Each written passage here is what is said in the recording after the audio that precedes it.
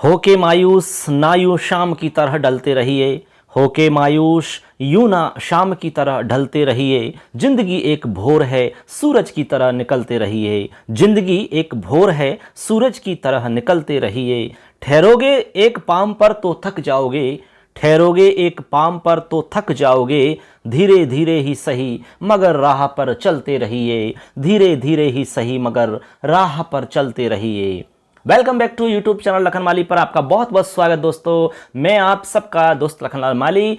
जितने भी हमारे तैयारी करने वाले हमारे दोस्त हैं, हमारे भाई हैं, जितने भी राजस्थान के अंदर कोई भी जो रीट की तैयारी कर रहे हैं, उन सब के लिए यहाँ पर सबसे पहले तो हम ये कहना चाहेंगे दोस्तों कि समय चाहे कैसा भी हो गुजर जाएगा। समय चाहे कैसा भी हो गुजर जाएगा। बस ये है कि समय को थोड़ा सा समय लगता है।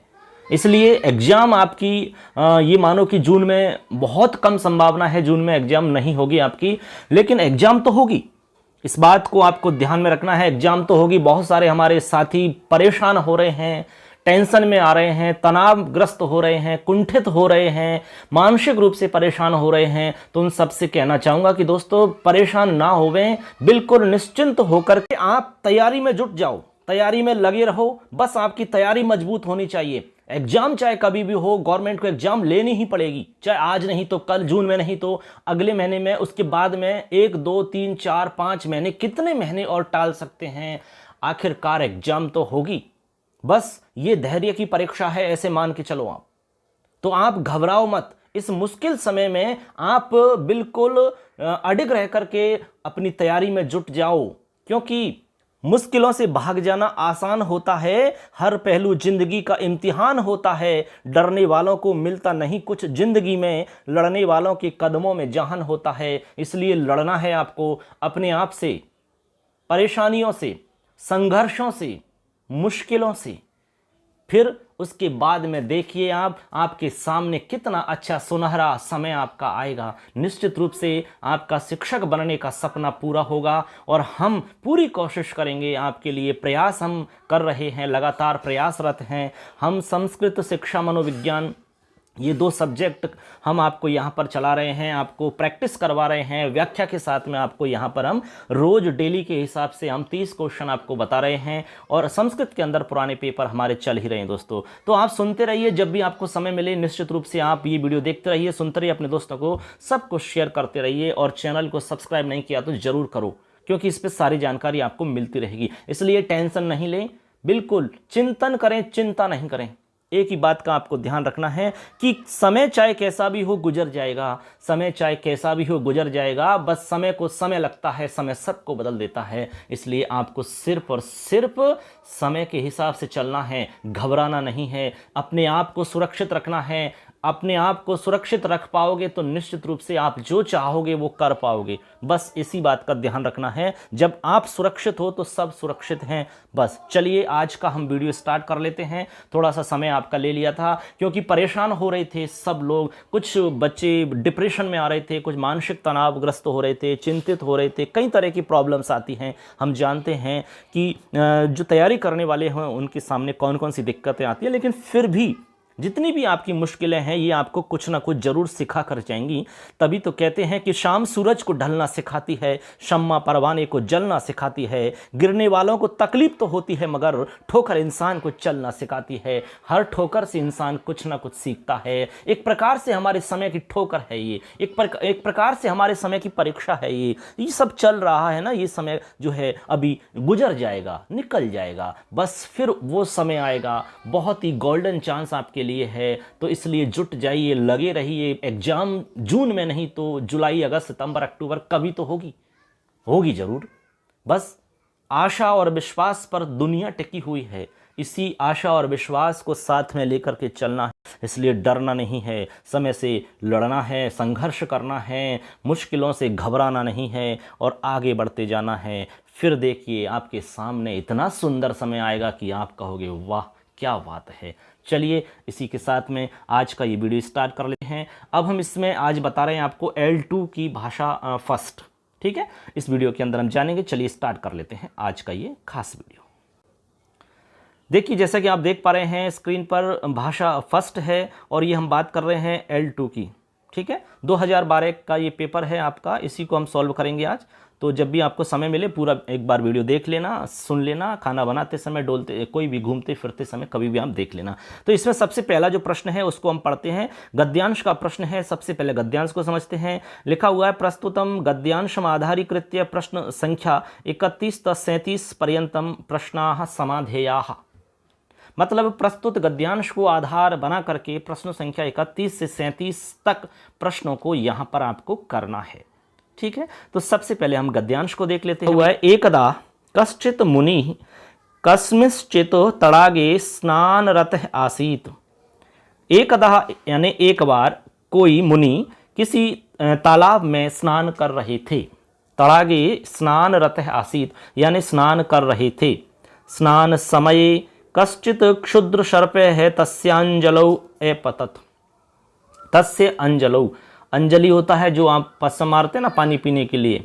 तो कह रहे हैं कि स्नान के समय कोई क्षुद्र सर्प यानी छोटा सा सांप, क्षुद्र जंतु, सांप का छोटा सा बच्चा, क्षुद्र सांप उसकी अंजलि में गिर गया, उसके हाथ में गिर गया। जैसे ही वो सूर्य को अर्घ्य चढ़ाने वाला था तो उसके हाथ में गिर गया। फिर आगे लिख रहा है किंचित भीतः मुनिवरः अपृच्छत्।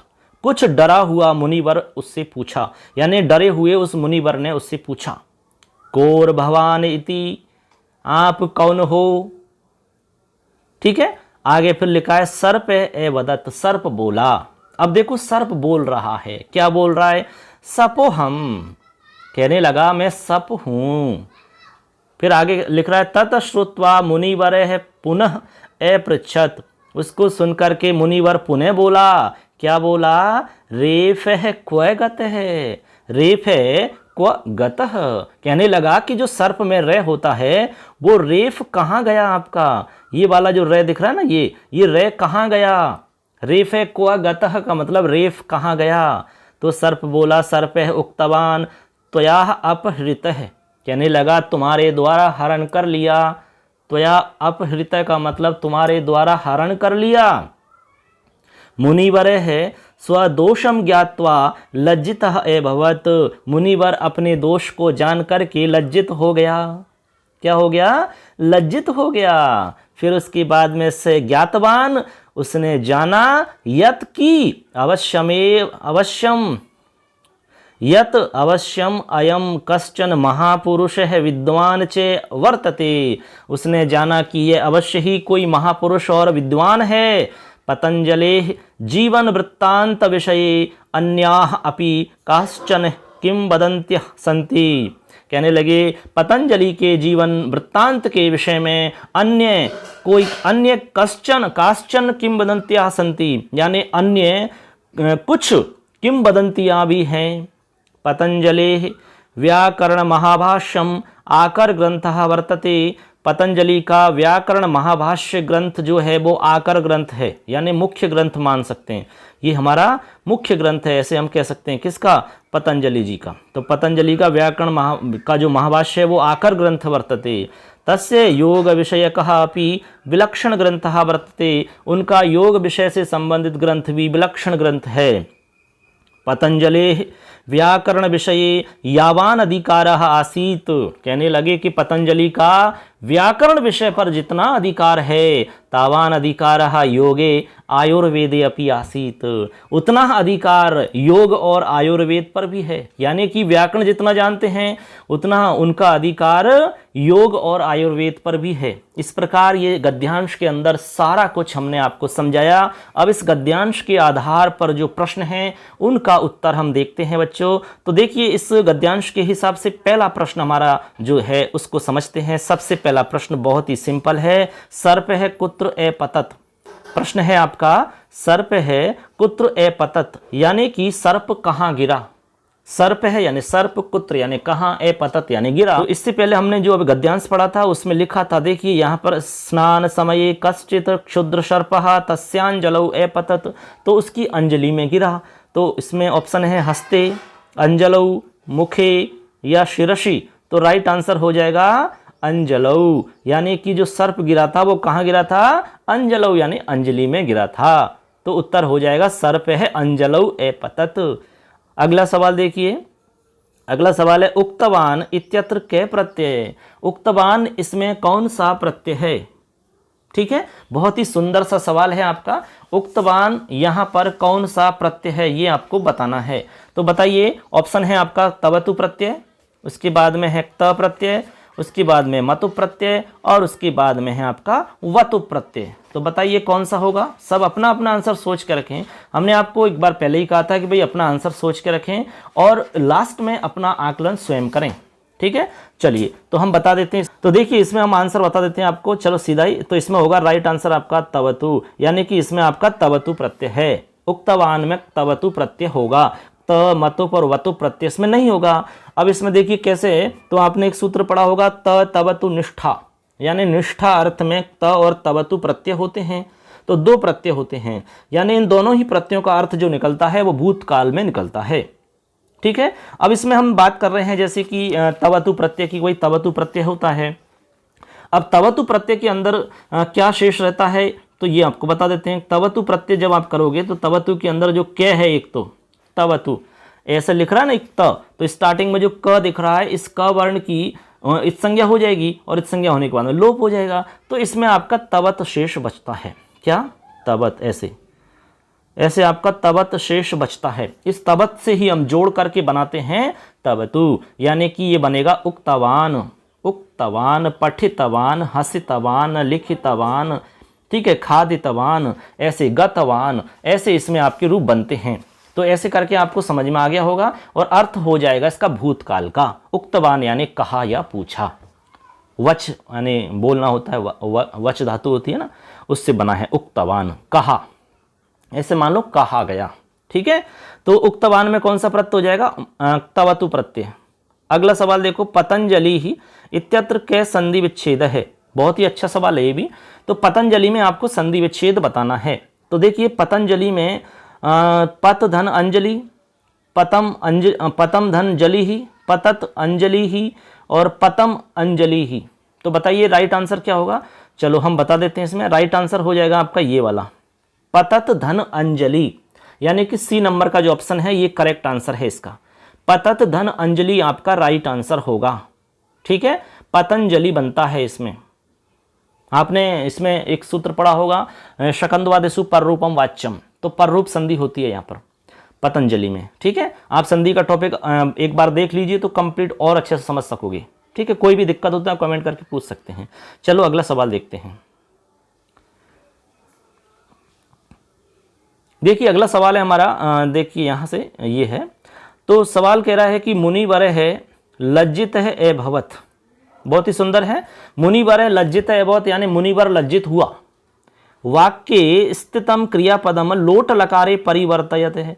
इसमें वाक्य में स्थित जो क्रियापद है उसको लोट लकार में परिवर्तित करना है। किसमें करना है भाई, लोट लकार के अंदर। अब यहाँ पर आप जो देख रहे हैं एभवत, ये एभवत लिखा हुआ है, ये आपका लंग लकार का रूप है, यानी कि भूतकाल का रूप है, इसमें दे रखा है। अब इसको आपको परिवर्तन करना है। किस में करना है, लोट लकार के अंदर। तो आपको इस एभवत की जगह लोट लकार का रूप लिखना है। तो लोट लकार में क्या रूप बनता है, आपको हम पट धातु का रूप बता देते हैं, उसके समान आपको इसका चला लेना है। तो पठतु का बनता है पठतु, पठताम, पठंतु। अब जो एभवत लिखा हुआ है ये आपका, अब देखो यहाँ एभवत लिखा हुआ है, तो एभवत जो आपका रूप है, ये एभवत आपका प्रथम पुरुष का एक वचन है। तो आपको लोट लकार में प्रथम पुरुष का एक वचन का रूप लिखना होगा, तभी जाके वो सही माना जाएगा। तो देखो इसमें प्रथम पुरुष एक वचन का पठतु की तरह कहाँ लिख रहा है, भवतु, ये रहा। तो आपका राइट आंसर हो जाएगा ए, ये भवतु बिल्कुल सही है। ये भव, भविष्यति, भवेत, ये सब ऑप्शन गलत हैं, क्योंकि केवल भवतु ही प्रथम पुरुष एक वचन का रूप है और लोट लकार का रूप है। हमें प्रथम पुरुष एक वचन लोट लकार का रूप चाहिए, तो आपका भवतु लिखना होगा। यदि पठ होता तो पठतु, हसतु, खादतु, गच्छतु, ऐसे रूप बनते हैं इसके। ठीक है, अगला सवाल है इसका, देखो इसी गद्यांश के आधार पर चल रहे हैं। पतंजलि ही आकार ग्रंथस्य नाम किम। पतंजलि के आकार ग्रंथ का नाम क्या है। अभी अभी हमने बताया पतंजलि का जो मुख्य ग्रंथ है उसका नाम क्या है, बताइए। अष्टाध्यायी, चरक संहिता, सिद्धांत कौमुदी, महाभाष्यम। तो राइट आंसर क्या होगा बताइए, महाभाष्य। बिल्कुल सही है भाई। तो राइट आंसर हो जाएगा महाभाष्यम। गद्यांश में हमने पढ़ा था कि पतंजलि का आकार ग्रंथ जो है वो महाभाष्य है। महाभाष्य को मानते हैं। ठीक है ना। चलिए अगला सवाल देखते हैं। इसी गद्यांश के आधार पर हम कंप्लीट आपको इसमें समझा रहे हैं। एक एक सवाल को देख लेते हैं, एक बार सुनोगे तो जरूर याद रहेगा। 36 नंबर का सवाल है, सपोहम इति के ए वदत। सपोहम यानी मैं सप हूं, ऐसा किसने कहा? बताइए किसने कहा? मुनि ने, पतंजलि ने, सर्प ने या सप ने कहा? किसने कहा बताइए। सभी लोग अपना आंसर सोच कर रखें, क्या आंसर होगा। तो इसका राइट आंसर हो जाएगा सर्प है, यानी ऐसा सर्प ने कहा।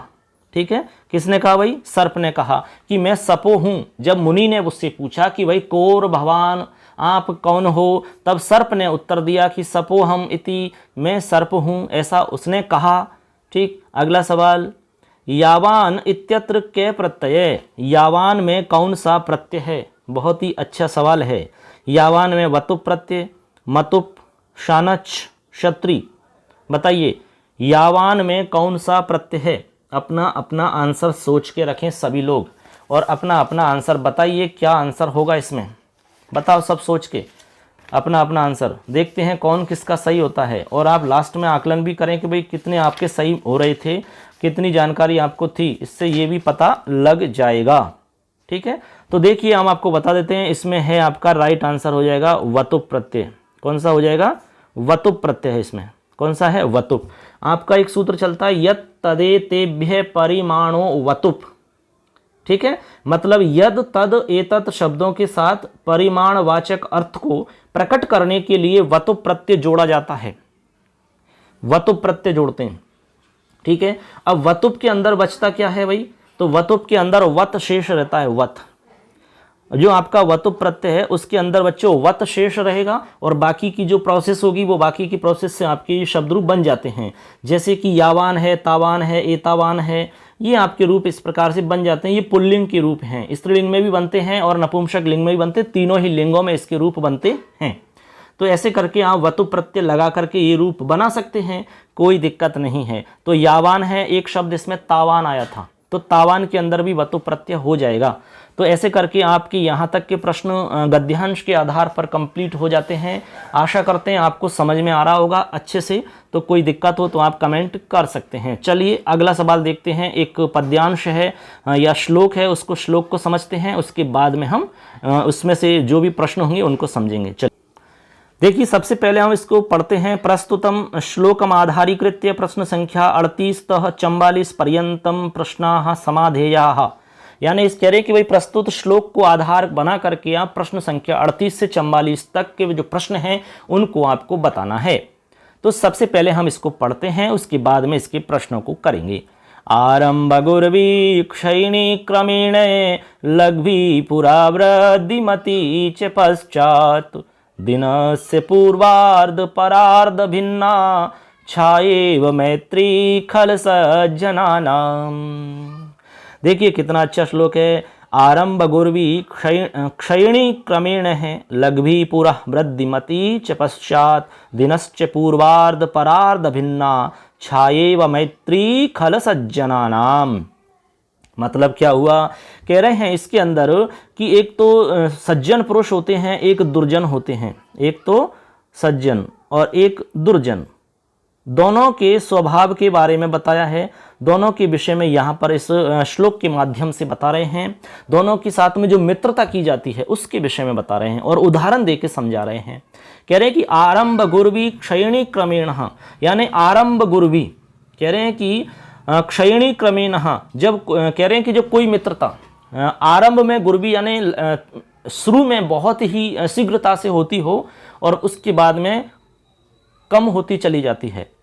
फिर कहते हैं लघ्वी पुरा वृद्धिमती च पश्चात, और एक होती है जो स्टार्टिंग में बहुत धीरे धीरे होती है लेकिन बाद में जाकर के वृद्धिमती च पश्चात, और बाद में वो वृद्धि को प्राप्त होती है। तो कह रहे हैं कि जैसे दिनस्य पूर्वार्ध परार्ध भिन्ना, जिस प्रकार छायेव मैत्री खल सज्जनानाम। तो कुल मिलाकर के उदाहरण दे के समझा रहे हैं कि जो दुष्ट लोगों की मित्रता होती है और सज्जन लोगों के साथ में जो मित्रता होती है वो कैसी होती है। तो कहा कि जो सुबह का हमारा जो सुबह की छाया होती है, एक तो सुबह की छाया होती है और एक सायकाल की छाया होती है। दोनों का उदाहरण देकर के मित्रता बता रहे हैं सज्जन और दुर्जन की। तो आप समझो इस बात को, उसके बाद में हम सवाल कर ही लेंगे, कोई दिक्कत नहीं है। तो देखो, सुबह की जो छाया होती है वो धीरे, आपको पता है कि बहुत ही जल्दी से आती है। सुबह की छाया बहुत जल्दी से आती है। आप कभी देखना, अंदाजा करना इस चीज का। सुबह की जो छाया होती है बहुत जल्दी से आती है, लेकिन बहुत ही जल्दी क्षीण हो जाती है, बहुत ही जल्दी चली जाती है, गायब हो जाती है। दिनस्य पूर्वार्ध परार्ध भिन्ना, छायेब यानी छाया की तरह मैत्री खल सज्जना नाम। और सायकाल की जो छाया होती है वो धीरे धीरे आती है, जैसे जैसे 3-4 बजे 5 बजे धीरे धीरे धीरे धीरे आती है और फिर धीरे धीरे वृद्धि को प्राप्त होती है और वो काफी लंबे समय तक चलती है। मतलब ये हुआ कि दुष्ट लोगों के साथ में जो मित्रता होती है या दुष्ट लोग जो मित्रता करते हैं वो बहुत ही फटाफट मित्रता आपसे कर लेंगे, लेकिन धीरे धीरे क्षीण हो जाएगी, जिस प्रकार सुबह की छाया होती है। सुबह की छाया बहुत ही जल्दी आती है, लेकिन वो धीरे धीरे तुरंत क्षीण हो जाती है, मतलब फटाफट क्षीण हो जाती है। और जो सज्जन लोग मित्रता करते हैं, सज्जन लोगों के साथ में जो मित्रता होती है वो सायकाल की छाया के समान होती है। कैसे? सायकाल की छाया धीरे धीरे आती है, यानी मित्रता धीरे धीरे करते हैं, सोच समझ करके, परख करके, आदमी के व्यवहार को देख करके, सारा कुछ देख करके तब मित्रता होती है। वो धीरे धीरे मित्रता होती है ना, वो लंबे समय तक चलती है, दीर्घकालिक होती है। यही बात यहां पर समझाई गई है। यदि कोई दुष्ट व्यक्ति है, दुष्टता करना चाहता है, आपके साथ में छल करना चाहता है, धोखा करना चाहता है, स्वार्थ परक है, मतलब केवल आपसे स्वार्थ के लिए दोस्ती करना चाहता है, तो फटाफट आपसे दोस्ती का हाथ बढ़ा लेगा और फटाफट आपसे दोस्ती कर लेगा, ऐसे जैसे कि आप बहुत सालों से पक्के दोस्त हों, ऐसा बन जाएगा आपके लिए। वो अंदर, आपके अंदर घुस जाएगा, वो परिवार में, घर में, आपके अंदर सारी कुछ आपकी भेद नीति जान लेगा। उसके बाद में धीरे धीरे आपसे दूर हो जाएगा, उसका काम होते ही। ठीक है, लेकिन सज्जन व्यक्ति ऐसा कभी नहीं करेगा। सज्जन व्यक्ति धीरे धीरे मित्रता करेगा, लेकिन दीर्घकालिक मित्रता होती है। चाहे समय कैसा भी हो, दुख का समय है, सुख का समय है, कैसा भी समय रहेगा, वो मित्र आपका उस समय तक भी आपके साथ खड़ा रहेगा। ठीक है, तो ये कितना अच्छा आपका श्लोक है, एक संदेश भी इसमें दिया गया है। तो चलिए इसमें जो प्रश्न है उनको हम समझ लेते हैं। तो देखिए, इसमें इस श्लोक के आधार पे पहला प्रश्न है, खल सज्जनानां मैत्री पश्चात कीदृशी भवति। खल सज्जनों की जो मैत्री है वो पश्चात कीदृशी भवति, बाद में कैसी होती है भाई, कैसी हो जाती है? तो बताइए, 38 नंबर का जो प्रश्न है इसका उत्तर हो जाएगा गुरवी, दीर्घा, वृद्धिमती या लघ्वी। तो ये आपका आंसर हो जाएगा वृद्धिमती। ठीक है, आपने श्लोक में देखा होगा, खल सज्जनानां वृद्धिमती मैत्री भवति। ठीक है, कैसी? पश्चात, पश्चात जो वृद्धि होती है, तो बाद में जो वृद्धि होती है वो सज्जन लोगों में होती है, यानी सज्जन लोगों की जो मित्रता होती है वो बाद में वृद्धिमती भवति। तो यहाँ पर जो आंसर हो जाएगा आपका वृद्धिमती हो जाएगा। खल सज्जनानां मैत्री पश्चात जो होती है वो वृद्धिमती भवति। अगला सवाल है, वृद्धिमती पदयस्मिन् प्रत्यय के। वृद्धिमती जो हमारा पद है इसमें प्रत्यय बताना है, कौन सा प्रत्यय है? तो वृद्धिमती में आपको प्रत्यय बताना है। बताइए सभी लोग, कौन सा प्रत्यय होगा? तो इसमें मतुप प्रत्यय होगा भाई। कौन सा प्रत्यय होगा? मतुप। एकदम सिंपल सा है, डायरेक्ट आंसर आ गया इसका, मतुप प्रत्यय इसमें आपका राइट होगा वृद्धिमती में। ठीक है, अब मतुप प्रत्यय के लिए सूत्र है तदस्यास् तस्मिन्निति मतुप। मतलब यह जो प्रत्यय है मतुप प्रत्यय आपका, यह भाववाचक संज्ञा शब्द बनाने के लिए प्रयोग में लेते हैं हम। इस प्रत्यय से बने हुए जो शब्द होते हैं वो जातिवाचक संज्ञा के लिए प्रयुक्त हो सकते हैं। समझ रहे हैं ना बात? अब जैसे मान लो और भी उदाहरण हम आपको बता सकते हैं, जैसे कि मतुप प्रत्यय के, तो आपको अंदाजा लग जाएगा मतुप प्रत्यय का। मतुप प्रत्यय से बनने वाले शब्द हैं जैसे कि धनवती है, गुणवती है, सौभाग्यवती है, शक्तिमती है, हनुमती है, लक्ष्मीमती है, श्रीमती है। श्रीमती शब्द आपको पता ही है, उसमें भी मतुप प्रत्यय है। ऐसे ही आपका वृद्धिमती है, तो इसमें भी मतुप प्रत्यय है। ऐसे करके आप इनसे अंदाजा लगा पाओगे और कभी भी भूलोगे नहीं। ये सारे उदाहरण हमने इसीलिए बताए हैं। अगला है हमारा, श्लोक अस्मिन् किम छंद है। इस श्लोक के अंदर कौन सा छंद है? बहुत ही सुंदर सवाल है। इंद्रवज्रा, उपिंद्रवज्रा, उपजाति ही, भुजंग प्रयातम। तो बताइए 40 नंबर का जो आंसर है, मतलब आंसर क्या होगा 40 नंबर प्रश्न का? सी आंसर, बिल्कुल सही है। तो ये आपका करेक्ट आंसर हो जाएगा उपजाति। उपजाति छंद है इसमें। अब उपजाति आप जानते हैं, इंद्रवज्रा उपिंद्रवज्रा दोनों को यदि हम मिक्स कर देते हैं तो उस छंद का नाम हो जाता है उपजाति। यानी इंद्रवज्रा का लक्षण इसमें मिलेगा आपको और उपिंद्रवज्रा दोनों का मिलेगा एक साथ उपजाति के अंदर। स्याद इंद्रवज्रा यदि तौ जगौग उपिंद्रवज्रा जत जास्ततो गौ। उपजाति के अंदर दोनों ही मिक्स हो जाते हैं। अनन्तरोदीरितलक्ष्मभाजौ पादौ यदीयाबुपजात यस्त इत्थं किलान्यस्वपि मिश्रितासु वदन्ति जातेष्वेदमेव नाम। ऐसे आपका उपजाति का लक्षण हो जाता है। तो कुल मिला के इसमें आपका उपजाति छंद है। अगला सवाल, छाएव इत्यत्र संधि विच्छेदक, जो हमारा शब्द है छाएव है, इसमें आपको संधि विच्छेद बताना। छाया धन इव, छाया एव, छाया ईव और छाया ऐव। तो इसमें राइट बताइए क्या होगा, करेक्ट बताना है। तो सबसे पहले तो आप ये देख लो कि इसमें छाएब में आपकी गुण संधि है भैया। कौन सी संधि है? गुण। अब गुण संधि है तो आपको पता है गुण संधि के हिसाब से राइट आंसर कौन सा होगा, अंदाजा लगा सकते हो आप। तो इसमें राइट आंसर हो जाएगा आपका ये वाला ए नंबर, यानी छाया धन इव। ठीक है, अब छाया धन इव है तो आप रमा धन ईश की तरह बना लेंगे, तो आ और ई दोनों मिलके ए बन जाएगा। ठीक है, अब यहां पर देखो बी ऑप्शन में ए है, एव है, तो हो नहीं सकता क्योंकि ए है तो आगे वृद्धि होगी। फिर ईव है, लेकिन ईव जो होता है ये आपका गलत है, ईव नहीं होता इव होता है, ये भी आपका लास्ट वाला भी गलत है। तो राइट आंसर छाया धन इव हो जाएगा आपका। ठीक है ना, चलो अगला सवाल। तो चलिए दोस्तों, अगला सवाल 42 नंबर पे हमारा पूर्वार्धम इत्यत्र कै समास है, ये हमारा सवाल है। इसका जो विग्रह है आपका कोष्टक में दिया हुआ पूर्वम च तत् अर्धम, ऐसा हमारा यहाँ लिखा हुआ है। तो आपको इसके आधार पर ही बताना है कि इसमें कौन सा समास है, अव्ययीभाव समास, कर्मधारय समास, द्वंद्व समास और तत्पुरुष समास। ऑप्शन आपके सामने हैं, बताइए आंसर अपना अपना। तो सभी लोग सोच के रखें अपना आंसर क्या होगा, सोच लिया होगा आपने। चलो हम बता देते हैं राइट आंसर। हाँ बिल्कुल सही, तो इसका करेक्ट आंसर हो जाएगा भाई ये वाला, यानी कि कर्मधारय समास इसमें होगा। क्या होगा? कर्मधारय समास। पूर्वम च तत् अर्धम, यहां पर विशेषण विशेष्य हो गया। अर्धम का कौन सा भाग है? पूर्व भाग है। तो यहां विशेषण विशेष्य हो रहा है कि नहीं हो रहा है? अर्धम और उसका भी पूर्व भाग, अर्ध पूर्व। तो दोनों विशेषण विशेष्य की वजह से हमारा क्या हो जाएगा, यहाँ पर कर्मधारय समास हो जाएगा। ठीक है ना, चलो अगला सवाल। अगला सवाल है भिन्ना इत्यत्र कौ प्रकृति प्रत्यय। भिन्न, भिन्ना जो शब्द है यहाँ पर प्रकृति प्रत्यय आपको बताना है। क्या बताना है? प्रकृति और प्रत्यय, यानी कि मुख्य धातु कौन सी है और प्रत्यय कौन सा है। प्रकृति प्रत्यय का मतलब ये होता है। तो आपको बताना है भिद ल्यू प्रत्यय, भिद ल्युट प्रत्यय, भिद त प्रत्यय, भिद तवतु प्रत्यय। करेक्ट आंसर बताओ क्या होगा, चलो हम बता देते हैं। हाँ बिल्कुल सही, तो आपका राइट आंसर हो जाएगा भिद और तय प्रत्यय। ये अब भिद धातु है और तय प्रत्यय है, तो भूतकाल के अर्थ में होता है, जैसे कि गत है, खादित है, पठित, हसित, ऐसे रूप बनते हैं त प्रत्यय लगा करके। अब इसमें क्या होता है, भिद धातु से जब तय प्रत्यय जोड़ते हैं तो जो दे दिख रहा है इस दे के स्थान पर न हो जाएगा। ठीक है, और आपका जो तय दिख रहा है इस प्रत्यय का, इसके स्थान पर न हो जाएगा ऐसे। अब दोनों मिल जाएंगे तो न, और इसके बाद में स्त्रीलिंग में भिन्ना बनेगा। तो भिन्न, भिन्न है बनता तो पुल्लिंग में बनता, और भिन्ना बनेगा स्त्रीलिंग में। ऐसे करके आपके सामने भिन्ना लिखा हुआ है, स्त्रीलिंग का शब्द है। अगला सवाल है हमारा, देखिए यहाँ पर पुरा इति पदस्य विलोम पदम विद्यते। पुरा जो हमारा पद है इसका विलोम पद बताना है। पुरा यानी क्या होता है आप जानते हैं, अग्रे, अधः, वामतः है, पश्चात। कहते हैं ना पुरा समय, यानी प्राचीन समय में, पहले के समय में, ऐसे पुरा। अब इसमें आपको बताना है इसका क्या बताना है, विलोम शब्द। तो पुरा का मतलब होता है पहले। ठीक है, तो इसमें बताओ आपका विलोम शब्द क्या हो जाएगा। तो राइट आंसर है, सिंपल सा है, इसका विलोम हो जाएगा बाद में, पश्चात। पुरा यानी पहले, पुरा समय पहले के समय में, और पश्चात तो पश्चात हो जाएगा, पुरा यानी पश्चात, विलोम शब्द हो जाएगा पश्चात, बाद में।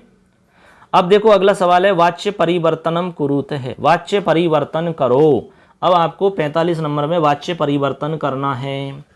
देखिए आपका वाक्य है, शिशु जलम पिबती, शिशु जल पीता है, शिशु जलम पिबती, शिशु जल पीता है। तो आपको करना क्या है, वाच्य परिवर्तन करना है, 311 नियम लगाना है। यानी सबसे पहले कर्ता को तृतीय विभक्ति में लाना है। तो कर्ता को तृतीय विभक्ति में करेंगे तो शिशु ना बनेगा। क्या बनेगा? शिशु ना।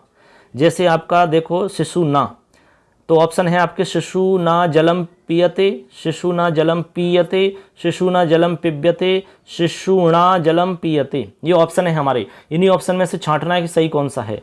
तो आपके सामने सबसे पहले हमने कहा कि कर्ता में तृतीया लगानी है, तो कर्ता में सभी जगह तृतीया लगी हुई है। ये डी नंबर का ऑप्शन गलत है, क्योंकि यहाँ पर णा लिख रहा है, शिशुणा, जो कि बिल्कुल ही गलत है। तो ये ऑप्शन तो हट ही गया, ये गलत हो जाएगा।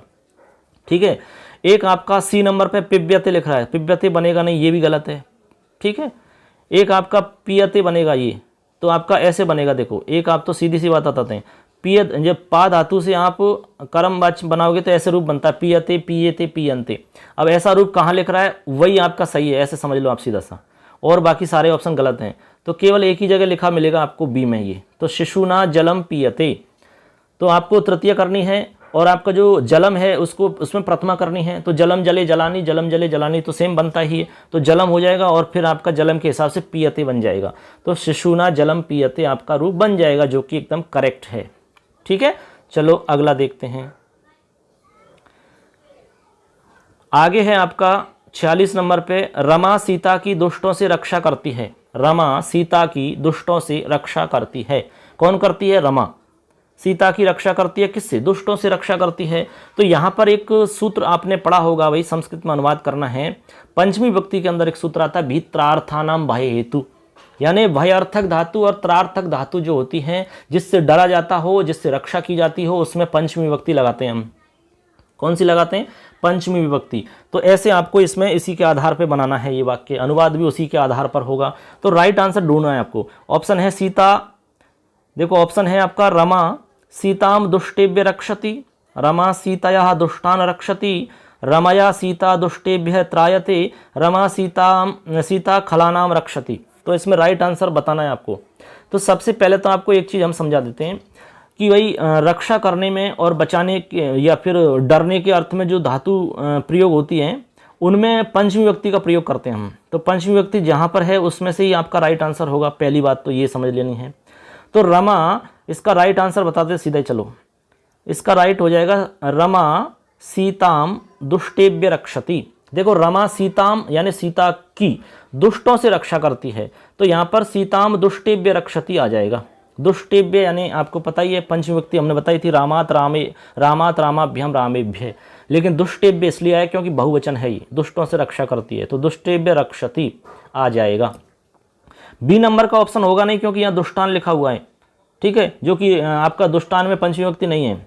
यहाँ रमया में रमया नहीं आएगा, रमा आएगा केवल, ठीक है। यहाँ पर रमा सीता खलानाम रक्षति, ये भी गलत है आपका, इसमें है ही नहीं आपकी पंचमी विभक्ति।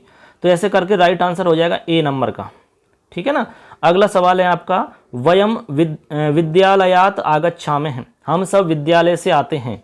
रेखांकित पदे प्रश्न निर्माणम करणीयम, रेखांकित पद के हिसाब से प्रश्न निर्माण करना है। तो आप हिंदी में प्रश्न करिए अपने आप से, क्या प्रश्न होगा, हम सब विद्यालय से आते हैं, तो हम सब कहाँ से आते हैं, ऐसा प्रश्न होगा कि नहीं होगा। तो कहाँ से आते हैं, इसके लिए इसमें क्या लिख रहा है, कस्य, कथम, कस्मात, कस्मई। देखो कस्य यानी किसका होता है, कथम यानी कैसे होता है, कस्मात यानी किससे होता है या कहाँ से होता है, कस्म यानी किसके लिए होता है। तो राइट आंसर पता लग गया होगा आपको, सी हो जाएगा, कस्मात। तो वयम कस्मात आगच्छामः, हम कहाँ से आते हैं, ठीक है, ऐसे इसमें बन जाएगा। अगला सवाल सुनिए, अगला सवाल है हमारा, देखो बहुत ही अच्छा सवाल है, ये देखिए, वाच्य परिवर्तनम करणीयम, वाच्य परिवर्तन करना है। आपका वाक्य है सा उच्चैः हसति, सा उच्चैः हसति, इसका आपको वाच्य परिवर्तन करना है। चलिए करिए। तो सा है तो आपको हमने नियम बताई दिया, सा का तृतीय बना लो, सा ते ता ताम ते ता तया ताभ्यम ताभी, तो तया बनेगा। अब देखो तया आपका राइट होगा, तया के अब तया केवल एक ही जगह है, बाकी जगह आपका तया है नहीं, तो राइट आंसर यही हो जाएगा। ऐसे भी आप अंदाजा लगा सकते हो एग्जाम के अंदर, क्योंकि सा का तृतीया में तया होगा और बाकी ऑप्शनों में तया कहीं पर भी नहीं है, तो बाकी ऑप्शन को देखो ही मत, राइट आंसर आपका तया उच्चैः हस्यते बनेगा, ठीक है, उच्चैः हस्यते। अब कैसे वाच्य परिवर्तन करते हैं, वाच्य परिवर्तन का टॉपिक समझना हो तो बहुत सरल तरीका से हमने ट्रिक के साथ में समझाया हुआ है, चैनल पे देख सकते हो, डिस्क्रिप्शन में भी हम लिंक डाल देंगे और आई बटन पे क्लिक करके भी आप देख सकते हो। अगला सवाल है हमारा, रिक्त स्थानम पूरयित्वा सूक्तिम रचयतः, रिक्त स्थान की पूर्ति करके आपको सूक्ति बनानी है कंप्लीट। यानी ये सूक्ति जो है इसको यहाँ रिक्त स्थान दे रखा है और कुछ शब्द इसमें जो है, मतलब एक शब्द है जो कि छोड़ दिया यहाँ पर खाली जगह में, आपको बताना है कौन सा शब्द आएगा। वो परमो धर्म है, हिंसा, असत्यम, अहिंसा, सत्यम। सिंपल सा है, तो सबको याद होगी, अहिंसा परमो धर्म, अहिंसा परमो धर्म, अहिंसा परम धर्म है, ये हमारी सूक्ति है। ठीक है। अब इसके स्थान पर और भी कोई सूक्ति आ सकती है तो खाली जगह दे करके आपसे लिखने के लिए कहा जा सकता है, बताने के लिए कह सकते हैं कि भाई यहाँ पर क्या आएगा, कौन सा शब्द आएगा। ऐसे सूक्ति से प्रश्न पूछे जाते हैं। अगला सवाल देखिए 50 नंबर का। देखिए यहाँ पर है गुरुः शिष्यात् प्रश्नम पृच्छति। सुंदर सवाल है, गुरुः शिष्यात् प्रश्नम पृच्छति। अब यहाँ ये कह रहे हैं कि भाई वाक्यमिदं संशोधयतः, इस वाक्य को संशोधित करना है, ये गलत है वाक्य, इसको आपको शुद्ध करना है। तो पहले तो ये सोचो कि भाई ये गलत क्यों है। गुरु शिष्य से प्रश्न पूछता है। अब यहाँ पृच्छ धातु जो है ये द्विकर्मक धातु है बच्चों, द्विकर्मक। और संस्कृत में द्विकर्मक 16 धातु हैं टोटल। कितनी है? 16 धातु। द्विहयाच पच दंड रुद्र प्रस चिब्रू शासजी मथ मुष निहरी कृषवः, ये सभी 16 धातु हैं। इन सभी के 2 कर्म होते हैं और उनमें द्वितीय विभक्ति होती है। तो गुरु शिष्यम प्रश्नम पृच्छति आएगा, शिष्यात की जगह शिष्यम आएगा, बस बाकी तो सेम आएगा आपका। तो देख लो वाक्य कहाँ पर है ऐसा लिखा हुआ 50 नंबर पे, तो ए नंबर पे लिखा होगा। ये देखिए ए नंबर पे आपका ऐसे ही लिखा हुआ है, तो यही राइट हो जाएगा। गुरु शिष्यम प्रश्नम पृच्छति, यही आपका राइट आंसर है, बाकी ऑप्शन सारे ही गलत हैं। ठीक है, तो गुरु शिष्यम प्रश्नम पृच्छति द्विकर्मक धातु के कारण ऐसा होगा। ठीक है, चलो अगला सवाल। अगला सवाल है हमारा संस्कृत शिक्षणे सर्वोत्तम विधि ही वर्तते। संस्कृत शिक्षण में सर्वोत्तम विधि कौन सी है? बहुत ही सुंदर सवाल है। संस्कृत शिक्षण में सर्वोत्तम विधि कौन सी है? संस्कृत शिक्षण के अंदर सर्वोत्तम विधि व्याख्यान विधि, अनुवाद विधि, प्रश्नोत्तर विधि, कंठस्थीकरण विधि। बताइए, अपना अपना आंसर सोच के रखें और लास्ट में ये बताना हमें कमेंट करके भाई हमारा स्कोर इतना रहा, 25 रहा, 30 रहा, किसी का 28 रहा, 29 रहा, 25 रहा, जो भी स्कोर आपका रहेगा वो आप बता सकते हैं। चलिए हम आप इसको राइट आंसर बताते हैं। सी नंबर का इसका राइट आंसर होगा, यानी कि प्रश्नोत्तर जो विधि है हमारी संस्कृत शिक्षण के अंदर वो सर्वोत्तम विधि मानी जाती है। अभी जो ऑप्शन हमारे सामने है 4 इनमें से। ठीक है, प्रश्नोत्तर विधि आप जानते हैं किसी भी पाठ को गद्यांश हो सकता है, पद्यांश हो सकता है, नाटक हो सकता है, कथा हो सकती है, कुछ भी आपका कोई भी पाठ किसी भी रूप में हो सकता है। उसको यदि हम प्रश्नोत्तर विधि से पढ़ाएंगे तो बहुत अच्छा वो बच्चों को समझ में आएगा और रुचिकर भी हो सकता है। लेकिन आपको मेहनत करनी पड़ेगी, पहले प्रश्न बनाने पड़ेंगे, पूरे पाठ को पढ़ना पड़ेगा, समझना पड़ेगा और एक सीक्वेंस में, एक क्रम स्टेप बाय स्टेप आपको प्रश्न तैयार करने होंगे, जैसा कि आप प्रस्तावना में करते हैं। उसके बाद में बहुत ही आसान तरीका से हम उसको पढ़ा सकते हैं। ऐसे प्रश्नोत्तर विधि में होता है। चलिए अगला सवाल देखते हैं। अगला सवाल है हमारा, देखिए काफ़ी मतलब इम्पोर्टेंट सवाल है क्योंकि ये कई बार रिपीट होके आ चुका है एग्जाम में। सवाल है आपका, व्याकरण अनुवाद विधि प्रवर्तक है के? व्याकरण अनुवाद विधि के प्रवर्तक कौन हैं? डॉक्टर राधाकृष्णन, डॉक्टर रामकृष्ण गोपाल भंडारकर है, प्रायः प्रो वीपी वकील महोदय। बताइए राइट आंसर क्या होगा? बहुत ही अच्छा सवाल है।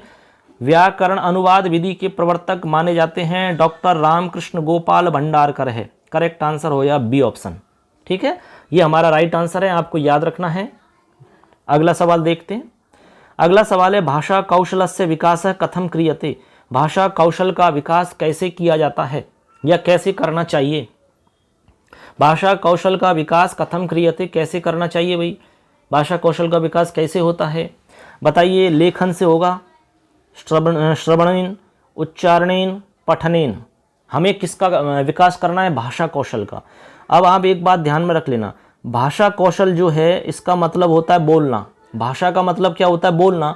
हम एक बात आपको बता देते हैं, कोई भी भाषा हो, चाहे बिना बोले कभी भी उसको हम सीख नहीं सकते। भाषा भाषण से आती है, भाषा केवल बोलने से ही सीखी जाती है, बाकी कोई तरीका नहीं है। तो यदि आप भाषा कौशल को अच्छा करना चाहते हैं, आपका भाषा कौशल विकसित हो, उसके लिए उच्चारण की आवश्यकता पड़ेगी। जैसे मान लो आप चाहते हैं कि भाई अंग्रेजी सीखना चाहते हैं आप, और आपको स्पेलिंग्स बहुत सारी याद हैं, ठीक है, लेकिन आपका बोलने का अभ्यास नहीं है। आप लिख सकते हो, खूब लिखवा लो आपसे, कुछ भी लिखवा लो आपसे, लेकिन बोलने का अभ्यास नहीं किया, उच्चारण आपने नहीं किया, तो आपका भाषा कौशल का विकास कभी भी हो नहीं सकता। तो भाषा कौशल का विकास तो उच्चारण से होगा। उच्चारण बहुत ही आवश्यक है, चाहे हिंदी हो, संस्कृत हो, अंग्रेजी हो, कोई भी भाषा हो। ठीक है ना। अगला सवाल, अगला सवाल है हमारा, देखिए मौखिक परीक्षाया भेदः नास्ति, मौखिक परीक्षा का भेद नहीं है। बहुत ही सुंदर सवाल है। आपको ये बताना है कि जितने भी ऑप्शन है इनमें मौखिक परीक्षा का भेद कौन सा नहीं है। शलाका परीक्षा, शास्त्रार्थ परीक्षा, वस्तुनिष्ठ परीक्षा, भाषण परीक्षा। एकदम सिंपल सा सवाल है। चलो तो इसमें देखो राइट आंसर बता देते हैं सीधा, उसके बाद में हम बाकी ऑप्शन की थोड़ी चर्चा कर लेंगे। तो राइट आंसर हो जाएगा वस्तुनिष्ठ परीक्षा। वस्तुनिष्ठ परीक्षा का मतलब होता है ऑब्जेक्टिव टाइप जो एग्जाम होती है आपकी एवं सैदे भरने वाली, ठीक है। जैसे आपने कोई भी एग्जाम दी हुई होगी जिसमें एवं सैदे भरने पड़ते हैं, फिर गोला करते हैं हम, वो वस्तुनिष्ठ एग्जाम होती है। तो वो मौखिक थोड़ी है भाई। शलाका परीक्षा मौखिक होती है। इसमें एक किताब होती है, उस किताब के अंदर एक तीली शलाका होती है, उस डंडी को शलाका चांदी की या सोने की कोई भी हो सकती है, उस शलाका को किताब में कहीं भी हम डालते हैं, उसके बाद में वहीं से उस पेज को खोल देते हैं, उसी पेज में से प्रश्न पूछा जाता है। कोई भी किसी भी रूप में प्रश्न पूछ सकते हैं, ये हमारी शलाका परीक्षा में ऐसा होता है। उसके बाद में शास्त्रार्थ परीक्षा में क्या होता है, शास्त्रार्थ होता है कोई भी एक विषय दिया जाता है, शास्त्र कोई भी हो सकता है, उसमें साहित्य का, व्याकरण का, ज्योतिष का, कोई भी शास्त्र हमें पहले से ही निर्धारित किया जाता है 15-20 दिन, महीने, 1.5 महीने, 2 महीने पहले, और उसके बाद में उसमें शास्त्रार्थ करते हैं, यानी एक प्रकार से उसमें विचार विमर्श होता है किसी भी मुद्दे को लेकर के। वस्तुनिष्ठ परीक्षा जानती है, भाषण परीक्षा आप जानते हैं, भाषण दिया जाता है वो। तो मौखिक परीक्षा का भेद केवल एक ही नहीं है, वस्तुनिष्ठ परीक्षा, बाकी तो आप जान गए सब। अगला सवाल है आपका, देखिए इसमें अगला सवाल क्या कह रहा है, सवाल समझते हैं पहले। अगला सवाल है आपका, निश्चित उत्तरात्मक है प्रश्न है क्या। अच्छा सवाल है, कह रहे हैं कि निश्चित उत्तर वाला प्रश्न कौन सा है। निश्चित उत्तर जिसमें होते हैं ऐसा कौन सा इसमें प्रश्न होगा, किस प्रकार, कौन से प्रकार का प्रश्न है, बताइए। कितना अच्छा सवाल है। वस्तुनिष्ठ प्रश्न है, अति लघुत्तरात्मक प्रश्न है, लघुत्तरात्मक प्रश्न है, निबंधात्मक प्रश्न है। अब आप ये बताइए निश्चित उत्तर किस में होता है, वस्तुनिष्ठ में होता है क्या। बिल्कुल होता है, करेक्ट आंसर यही है भैया। यानी वस्तुनिष्ठ वही होता है, ऑब्जेक्टिव टाइप जो हमने अभी बताया था, एवं सैदे भरना होता है। यदि कोई भी कितना भी बड़ा सवाल है आपको एवं सैदे में से उत्तर देना है, तो निश्चित उत्तर है ए या बे या से या दे, इनमें से ही आंसर होगा। निश्चित हो गया। अच्छा, अति लघुत्तरात्मक में होता है कि नहीं होता, लिखना पड़ता है, चाहे एक शब्द हो या एक लाइन हो, ठीक है। लघुत्तरात्मक में इसमें भी निश्चित उत्तर नहीं होता है, निबंधात्मक में निश्चित उत्तर हो ही नहीं सकता है, लेकिन वस्तुनिष्ठ में जरूर होता है, निश्चित होता है, ठीक है। ऐसे अगला सवाल देखिए 56 नंबर का। अगला सवाल है हमारा, प्रश्न पत्रे कति उद्देश्यानि भवन्ति। प्रश्न पत्र में कितने उद्देश्य होते हैं। 2, 3, 5, 4। क्या 2 होते हैं, 3 होते हैं, 5 होते हैं, 4 होते हैं। 56 नंबर का बताइए क्या आंसर होगा। तो राइट आंसर आप सोच लिया होगा आपने, चलो हम बता देते हैं आपको करेक्ट आंसर क्या है इसका। चलिए, इसका राइट आंसर हो जाएगा फ्रेंड्स 4। यानी कि प्रश्न पत्र जो बनाते हैं उसमें 4 उद्देश्यों को आधार बना करके हम तैयार करते हैं। कुल मिला के प्रश्न पत्र में हमारे 4 उद्देश्य होते हैं। अब ये 4 उद्देश्य कौन कौन से होते हैं, यदि आप जानना चाहते हो तो कमेंट करें हमें, और कमेंट करके आप पूछें, उसके बाद में आपको जवाब मिल जाएगा। और या फिर आप यदि जानते हैं तो आप हमें इसका आंसर कमेंट करके ज़रूर बताएं, और इससे हमें पता लग जाए कि आपने हमारा वीडियो देखा है, पूरा अच्छे से सुना है, ठीक है। चलिए अगला सवाल। अगला सवाल है, शिक्षक है स्वशिक्षणस्य मूल्यांकनाय छात्रेभ्यः किं प्रददाति। बहुत अच्छा सवाल है। कह रहे हैं कि शिक्षक अपने शिक्षण से मूल्यांकनाय, अपने शिक्षण के मूल्यांकन के लिए छात्रेभ्यः किं प्रददाति, छात्रों को क्या देता है। शिक्षक अपने शिक्षण के मूल्यांकन के लिए छात्रों को क्या देता है भाई। गृह कार्य, पठन कार्य, भ्रमण कार्य या श्रवण कार्य, क्या देता है, कौन सा काम देता है बताइए आप। सिंपल सा है, अरे गृह कार्य देगा भाई। शिक्षक अपने शिक्षण के मूल्यांकन के लिए बच्चों को गृह कार्य देता है, उससे पता लग जाता है कि बच्चों को समझ में कितना आया, बच्चों ने क्या रेस्पॉन्स दिया, उस गृह कार्य के द्वारा पता लगा लिया जाता है, ठीक है। अगला सवाल देखते हैं। अगला सवाल है हमारा, देखिए अच्छे अच्छे सवाल हैं, सारे के सारे रिपीट होने वाले सवाल हैं। पठने दुर्बल छात्राणां कृते कीदृशं शिक्षणं प्रदीयते। पठने यानी पठन में दुर्बल छात्रों के लिए कैसा शिक्षण देते हैं, कैसा शिक्षण दिया जाना चाहिए भाई। जो दुर्बल छात्र होते हैं, कमज़ोर छात्र होते हैं, ठीक है, उनके लिए शिक्षण के अंदर कैसा हम शिक्षण करवाएं पढ़ाई के समय। गद्य शिक्षण, पद्य शिक्षण, उपचारात्मक शिक्षण या कथा शिक्षण, बताइए भाई। बहुत ही सुंदर सवाल है ये। तो राइट आंसर सोच लिया होगा आपने, चलो हम बता देते हैं। इसका राइट आंसर होगा उपचारात्मक शिक्षण। क्या उपचारात्मक शिक्षण दिया जाना चाहिए। पठन में दुर्बल छात्रों के लिए उपचारात्मक शिक्षण देना चाहिए। अब आप सोच रहे हैं उपचारात्मक शिक्षण क्या है। एक होता है निदानात्मक शिक्षण और एक होता है उपचारात्मक शिक्षण। निदानात्मक शिक्षण में हम बच्चे की समस्या का पता लगाते हैं कि ये समस्या है बच्चे की। जैसे आप डॉक्टर के पास जाते हैं तो डॉक्टर सबसे पहले ये पता लगाता है कि आपको बीमारी क्या है, परेशानी क्या है, प्रॉब्लम क्या है। उसके बाद में जो दवाई देता है, जो इलाज करता है, जो ट्रीटमेंट देता है, वो उपचार है। तो उपचार हम तब करेंगे जब निदान हो। सबसे पहले निदान की आवश्यकता पड़ती है, तो हम उपचार करेंगे। दुर्बल छात्र हैं उनके लिए हम उपचारात्मक शिक्षण देंगे। भाई समस्या का पता लगा के उसको दूर करेंगे, यानी समस्याओं को दूर करेंगे उपचार में। ठीक है, सेकंड लास्ट सवाल है हमारा, केवल 2 सवाल और शेष रहे हैं। देखिए, कक्षा शिक्षणे छात्राणाम उच्चारण अभ्यासः केन शिक्षण अधिगम साधनेन कर्तुम शक्यते। कितना सुंदर सवाल है। कक्षा शिक्षण में छात्रों का उच्चारण अभ्यास केन शिक्षण अधिगम साधनेन, किस शिक्षण अधिगम साधन से कर सकते हैं। किससे कर सकते हैं? मानचित्र से, रेखा चित्रण, पाठ्यपुस्तक से, या ध्वनि अभिलेखेन। किससे कर सकते हैं आप बताइए। सबने सोचा होगा आंसर। भाई क्या आंसर होगा बताइए, सोच लिया है तो अपना अपना आंसर सभी लोग बताएं क्या होगा, क्या राइट आंसर होगा। चलिए बताइए भैया क्या आंसर होगा इसका। हाँ चलिए सोच लिया होगा सबने आंसर, तो इसका राइट आंसर हम बता देते हैं। राइट आंसर हो जाएगा ध्वनि अभिलेखेन, यानी ध्वनि अभिलेख। ठीक है, अब इसमें क्या होता है, ध्वनि अभिलेख के अंदर ये आपसे पूछ रहे हैं कि कक्षा शिक्षण में छात्रों के उच्चारण अभ्यास के लिए हम किस अधिगम के द्वारा ये कर सकते हैं। छात्रों का उच्चारण अभ्यास, तो उच्चारण अभ्यास मानचित्र से हो नहीं सकता, रेखा चित्र से होगा नहीं, पाठ्यपुस्तक से होगा नहीं, ध्वनि अभिलेख से होगा। यानी ध्वनि अभिलेख का मतलब ऐसे मानो कि जैसे कैसेट होती है, उसमें रिकॉर्ड कर लिया जाता है। जैसे मान लो हम उच्चारण सिखाना चाह रहे हैं बच्चों को, तो किसी श्लोक का, उस श्लोक को रिकॉर्ड कर लो आप ध्वनि के रूप में। ठीक, अब उसको बच्चों को आप बार बार सुनाएं, बच्चे बार बार उसको सुनेंगे, फिर उसका अभ्यास करेंगे, तो धीरे धीरे उसका उच्चारण करना वो सीख जाएंगे, बिल्कुल शुद्ध सीख जाएंगे। चाहे वो लिखना नहीं जाने, लेकिन उच्चारण करना सीख जाएंगे। हमें यही तो बताना है बच्चों का, छात्रों का उच्चारण। तो ध्वनि अभिलेख के द्वारा हम उनको ये कर सकते हैं। ठीक है, अब लास्ट प्रश्न और है, चलो उसको भी समझ लेते हैं। अगला सवाल हमारा लास्ट है, दृश्य सहायक साधनेन कस्य उपयोगः क्रियते। दृश्य सहायक साधन से कस्य उपयोगः क्रियते, किसका उपयोग किया जाता है। कस्य किसके या किसका उपयोग क्रियते, उपयोग करना चाहिए या करते हैं। शुद्ध लेखन से या फिर उच्चारण से, उभयो या केवल पठन से। दृश्य सहायक साधनेन या दृश्य से जो साधन हमका प्रयोग करते हैं वो शुद्ध लेखन के लिए, उच्चारण के लिए, केवल पठन के लिए, या किसके लिए करते हैं।